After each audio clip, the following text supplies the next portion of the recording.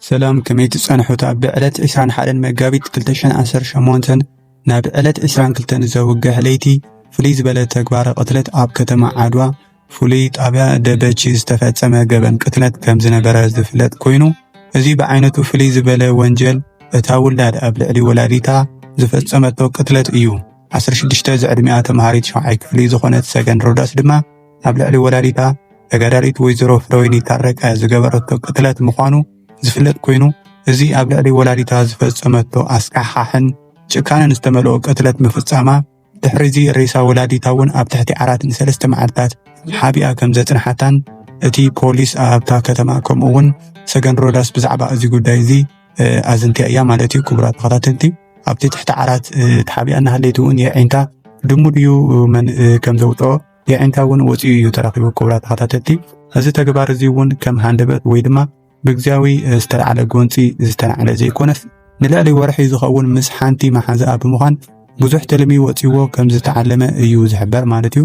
ቀታሊት ወላዲኣ ሰገን ሮዳስ ኣብ ከይዲ ፖሊስ ድሕሪ ምውዓላ እውን ብዛዕባ እዚ ጉዳይ እዚ ዝነበራ ኣቀታትላ ከይዲ ክትዛረብ ከላ ምስ ውናኣ ከም ዘይነበረትን መስተ እውን ወሲዳ ከም ዝነበረት ሓበረት እንትኾን ድሕሪ እዚ ክፉእ ተግባር እዚ ምፍጻምና እውን ነብስና ትብዓትን ከም ሓደ ጀግንነትን ዝፈጸምና ዳ እምበር ብስሩ ስሕተት ዝሰራሕና መሲሉ ኣይተሰማዓናን እናበለት ናይ ሕጂ ዘሎ ጓሂኣ ብሰፊሑ ገሊጻ እያ።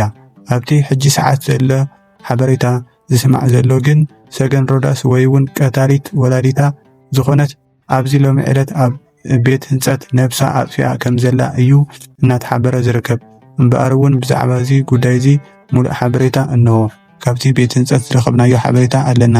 ሙሉእ ሓበሬታ ክነካፍለኩም ኢና። ከምኡውን ብተወሳኺ ሒዝናልኩም ቀሪብና ዘለና መደብ እውን እዞም ኣብ ስክሪን ትሪእዎም ዘለኹም ክልተ ሰብ ሓዳርን ፍቑራትን ዝኾኑ ኣብ ማሕበራዊ ሚድያ ስሞም ብሌኔን ዓለመይን ብዝብል ዝፍለጡ እዞም ሰብ ሓዳር ኣብዚ ውሽጢ ክልተ ሰሙን ጎንፂ ፈፂሮም ከም ዝነበሩ እቲ ጎንፂ እውን ናብ ሕማቕ ዝበሃል ደረጃ በፂሑ ነቲ ክብሮም ዝበሃል ወዲ ህይወቱ ኣብ ሓደጋ ኣእትዩ ከም ዝነበረ ዝፍለጥ እዩ። ኣብዚ ሕጂ ሰዓት ግን እዞም ክልተ ሰብ ሓዳርን ፍቑራትን ናብ ንቡር ሓዳሮምን ፍቕሮምን ተመሊሶም ከም ዘለዉ ካብ ሓደ ፈታዊኦም ድማ ናይ 1 ዓመት ገዛ ክራይ ከም ዝተኸፈለሎምን እናተዘረበ እዩ ዝርከብ። ኣብ ከተማ ውቕሮ እውን ብምፍንጃል ሓደጋ ነታጊ ከም ዘጋጠመ ፖሊስ እታ ከተማ ገሊጹ እዩ። እዞም ጉዳያትን ብሓፂሩ ዘርዚርና ናባኹም ክነብሎ ኢና። ሰናይ ምክትታል። እዞም ኣብ ስክሪን ትሪእዎም ዘለኹም ክልተ ሰብ ሓዳርን ፍቑራትን ዝኾኑ ኣብ ማሕበራዊ ሚድያ ስሞም ብሌኔን ዓለመይን ብዝብል ዝፍለጡ እዞም ሰብ ሓዳር ኣብ ዝተፈላለዩ ማሕበራዊ ሚድያ ማለት እውን ኣብ ቲክቶክን ፌስቡክን መዘራረብቲ ኮይኖም ቀንዮም እዮም። መበገሲ እቲ ጎንፂ ድማ እዛ ኣፍቃሪቱ ምስ ቤተሰባ ዘለዋ ሓርፋፍ ርክብ መንቀሊ ብምግባር እዚ ኣፍቃሪኣ ማለት እውን ንሳ ብሌነይ እናበለት እትፅውዖ ክብሮም ዝተባሃለ ወዲ ነታ ኣፍቃሪቱ ኣባይን ካብ ወለድኽን ንመን ትመርፂ ብምባል ብሞባይል እናቐረፀ ሕቶ ብምቕራብ ዘይሕተት ሕቶ ሓቲቱ ነቲ ቪድዮ ናብ ማሕበራዊ ሚድያ ብምስዳዱን ኣብቲ ቪድዮ ናይታ ኣፍቃሪቱ ኣብ ገጻ ዝነበብ ዝነበረ ፍርሕን ጭንቀትን ብጣዕሚ ልብኻ ዝሰብርን ዋላ እኳ ናፍቆት ወለዳን ፍቕሪ ወለዳን እንተሃለዋ ንዕኡ ክትቐድም ብምሕሳብን ድሓር ዝመፃ ውሳነ ብምስጋእን ንዕኡ ክትመርፅ ንዕኡ ክትቐድሞን ዝሓበረት ከም ተቐድሞን ዝሓበረት ኮይና ድሕሪ እዛ ቪድዮ ምልቃቕ ግን ኣብ ተጠቀምትን ሰዓብታን ማሕበራዊ ሚድያ ዘሎ ህዝቢ ከቢድ ዝበሃል ተቃውሞን ሓዘኔታን ክሰራጮ ከም ዝውዓለ ዝዝከር እዩ። እዚ ከምዚ ኢሉ እናሃለወ ኣብዚ ሕጂ ሰዓት ግን እዞም ክልተ ሰብ ሓዳርን ፍቑራትን ዝኾኑ ሰባት ተሰማሚዖም ተዓሪቆምን ከም ዘለዉ እናተነገረ ይርከብ። ብዙሓት ገበርቲ ሰናይ እውን ናይ ገንዘብ ሓገዛት ይገብሩሎም ከም ዘሎ ይንገር ኣሎ። ዝተፈላለዩ ማሕበራዊ ሚድያ ደገፋትን ናይ 1 ዓመት ገዛ ክራይ ከም ዝተኸፈለሎምን እናተዘረበ እዩ ዝርከብ። ኣብ ከተማ ውቕሮ ምፍንጃር ሓደጋ ነታጊ ከም ዘጋጠመ ፖሊስ እታ ከተማ ገሊጹ።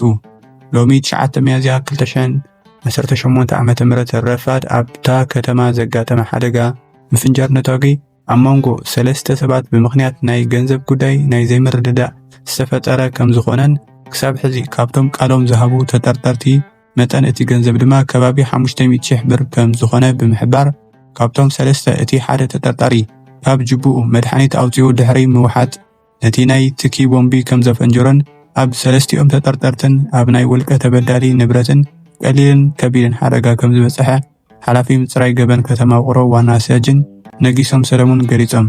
ካብቶም ተጠርጠርቲ በቲ ዝበፅሐ ነታዊ እቲ ሓደ ከቢድ ጉድኣት በፂሕዎ ናብ ሪፈራል ሆስፒታል ዓይደር ሪፈር ከም ዝተባሃለን እቲ ካልኣዩ ድማ ኣብ ውቕሮ ሆስፒታል ደቂሱ ሕክምና ይግበረሉ ከም ዘሎ እቶም ዋና ሳጅን ወሲኾም ገሊፆም። ሓላፊ ገበን ምፅራይ ፖሊስ ከተማ ውቕሮ ዋና ሳጅን ነጊሶም ሰለሙን ወሲኾም ከም ዝገለጽዎ እቲ ዘጋጠመ ሓደጋ ነታዊ ኣብ ጣብያ ኣጋዚ ፍሉይ ቦታ ኣብ ውሽጢ ቃሉ ሬስቶራንት ከም ዝኾነ ኣረዲኦም።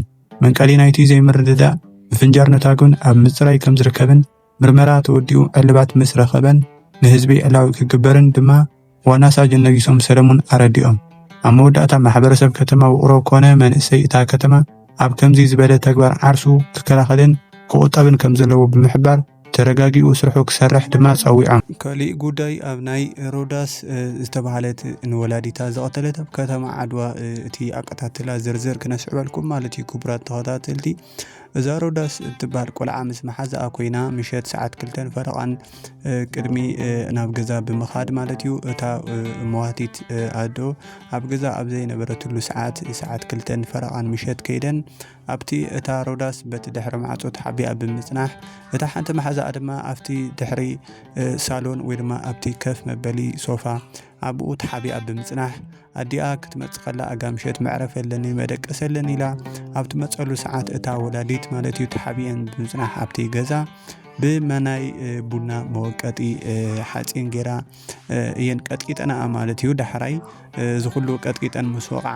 ናብ ርእሳ ቀጥቂጠን ምስ ወቕዓ ማለት እዩ። ኣብቲ ሽዑ ሰዓት ወዲያው ኣይሞተትን ነይራ። ሽዑ ድማ ክትልምነንን ክትምሕፀንን እያ ጀሚራ እታ ወላዲት ማለት እዩ። ኣይተቕተልኒ እናበለት ክትልምና እኳ እንተጀመረት እታ ውላድ ግን እታ ኸፍእቲ ውላድ ግን ኣዲኣ ዝርህርህ ሕልና ስለ ዘይነበራ ብተወሳኺ ብኻራ ጌራ እያ ክትወጋግኣ ጀሚራ ማለት እዩ። ክቡራት ተዓዘብቲ እንታይ ዓይነት ጊዜ ኢና በፂሕና ዘለና ማለት እዩ። ብኻራ ጌራ ከም ዝወገአታን የዒንታ እውን ብኻራ ጌራ ከም ዘውፅወቶን እዩ ዝፅብፀብ ዘሎ። ክቡራት ተዓዘብቲ እዚ ኩሉ እናተፈፀመ እናሃለየ እውን እታ ሮዳስ ዝሃበቶ ቃለ ምሕትት ማለት እዩ ኣብቲ ሽዑ እዋን ምስ ውነና ከም ዘይነበርናን መስተ ሰቲና ኢና ነርና ዝብል መብራህሪ እያ ሂባ ዘላ ማለት እዩ። ሽዑ ወዲያው ምስ ቀተላ እውን እቲ ኣብኡ ዝነበረ ደም ወልዊለንን ሓፂበንን እቲ ሬሳ ድማ ናብ ትሕቲ ዓራት ሓቢአን ንሳተን ናብ ካሊእ ገዛ ከይደን እየን ሓዲረን ማለት እዩ። እታ ጓል 16 ዓመት ሮዳስ ዝተባህለት ቆልዓ ተማሃሪት 7ይ ክፍሊ ኮይና ሰኽራም ከምኡ ሰታይ ዓይነት ቆልዓ ከም ዝነበረት እዩ ዝዝረብ ዘሎ ማለት እዩ። ካብ ከምዚ ዓይነት ሰብ ድማ እትፅበዮ ተግባሪ ማለት እዩ። ስለዚ እዛ ቆልዓ እዚኣ ሕዚ ኣብቲ ቤት ህንፀት እንታይ እዩ ኣጋጢምዋ ዘሎ ዓርሳ ኣጥፊያ ዝብል ሓበሬታ እዩ ዝወፅእ ዘሎ። ሕዚ ኣብ ከቢድ ክትትል ኣብ ሆስፒታል ከም እትርከብ እዩ እናተዘረበ ዘሎ ማለት እዩ። ክቡራት ተኸታተልቲ ካብ ከምዚ ዓይነት ውላድ ይመሓረና እዩ ዘብል ማለት እዩ። ክቡራት ተኸታተልቲ ስለ ዝተኸታተልኩምኒ ይቐኒየለይ ቻዋት